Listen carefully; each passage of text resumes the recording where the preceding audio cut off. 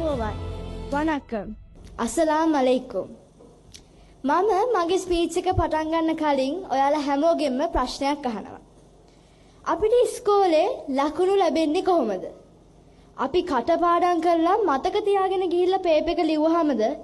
නැත්නම් අලුත් විදිහට දේවල් දිහා බලලා අලුත් ප්‍රශ්න අහන කෙනෙකුටද? අපේ ඉස්කෝලේදී නම් අපිට ලකුණු දෙන්නේ පාඩම් කරලා ගිහිල්ලා ටර්ම් ටෙස්ට් එක ලියන එක්කෙනාට. හැබැයි ඇත්තටම ජීවිතේ සාර්ථක වෙන්නේ කාගේද? අද ලෝකෙට ඕනේ මම දෙවියන්ට කියපු එක්කෙනා. අද මම කතා කරන්න යන්නේ අපි ඉගෙන ගන්නේ අපිටද කියලා. ඉස්සර කාලේ අපිට කාව හරි දඩයන් කරගන්න අපිට සතෙක්ව දඩයන් කරගන්න ඕන වුණාම අපි ගලකින් හරි ගල් කෑල්ලකින් හරි ගහනවා.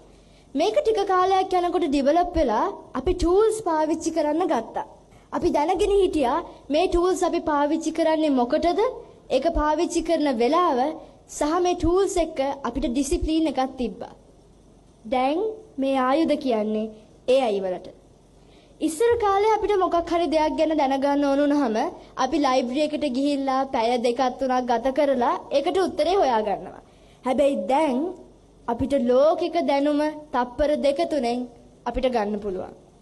AI නැත්නම් මේ ආටිෆිෂල් ඉන්ටෙලිජන්ස් කියන්නේ මිනිස්සුන්ට වඩා එක ස්ටෙප් එකක් උඩින් ඉන්න එකක්. මම තවත් ප්‍රශ්නයක් ඔයාලගෙන් අහනවා. AI අපි වෙනුවෙන් හිතනවද? නැත්නම් AI අපිත් එක්ක හිතනවද? ඉස්සර කාලේ මිනිස්සු ගමන් ගියේ මොනවද? ඉස්සර කාලේ මිනිස්සු කරත්තවල ගමන් ගියා. ඒ කරත්තේ පැද්දේ කවුද?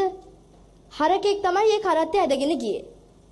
ටික කාලයක් යනකොට මේ කරත්ත රීප්ලේස් වුණා වාහන කියලා එකක් එක්ක. කරත්ත රීප්ලේස් වුණා වාහනයත් එක්ක කරත්තේ ඇදගෙන ගිය හරකා රීප්ලේස් වුණා වාහනේ පදින මිනිස්සයත් එක්ක. ටික කාලයක් අපි වාහන පැදගෙන යනකොට අපිට ටිකින් ටික හරකයි කරත්තේ දෙකම අමතක වෙලා ගියා. දැන් වෙන්නේත් ඒ වගේ එකක්. වාහන මිනිස්සු පදිනවා. ඒක රීප්ලේස් වෙන්න AI එනවා. මිනිස්සයත් එක්ක AI රීප්ලේස් වුණොත් අපිට ටිකෙන් ටික මිනිස්සුන්වත් අමතක වෙලා යනවා. අපි සයන්ස් පාඩම් කරනවා. අපි කටපාඩම් කරලා ගිහිල්ලා පේපර් එකට උත්තර ලියනවා, ලියලා ලකුණුත් ගන්නවා. හැබැයි ඇත්තටම අපිට කිව්වොත් ගමක ජල පද්ධතිය ගැන තොරතුරක් කියන්න කියලා අපිට කියන්න පුළුවන් වෙයිද? අංකල් ආන්ටිලා හිතලා බලන්න. අපිට කියන්න පුළුවන් වෙයිද? අපි දැන් කරන්න ඕනේ කටපාඩම් කරලා අවුරුදු 400ක 500ක තොරතුරු ගිහින් පේපර් එකේ ලියන එක නෙමෙයි. අපි කරන්න ඕනේ ක්‍රිටිකලි හිතන්න ඉගෙන ගන්න එක.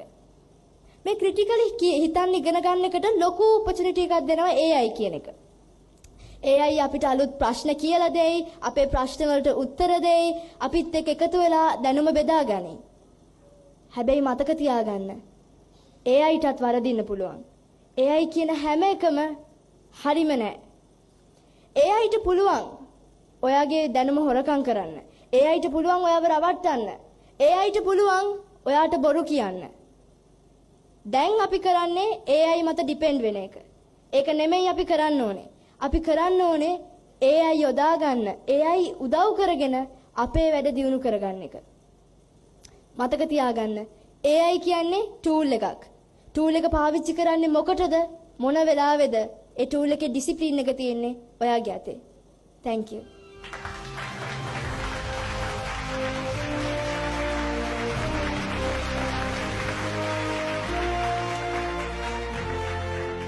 Young